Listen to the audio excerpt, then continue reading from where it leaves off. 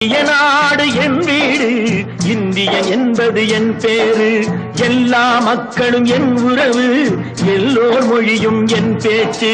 திசை தொடும் துருக்கரு என் தோழர். அல்ஹம்துலில்லாஹி ரப்பில் ஆலமீன் அர்-ரஹ்மானிர் ரஹீம்.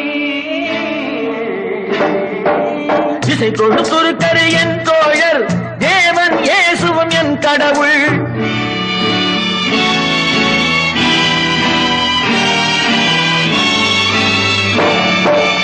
எல்லா மதமும் என் மதமே, ஏதோ எனக்கு சம்மதமே.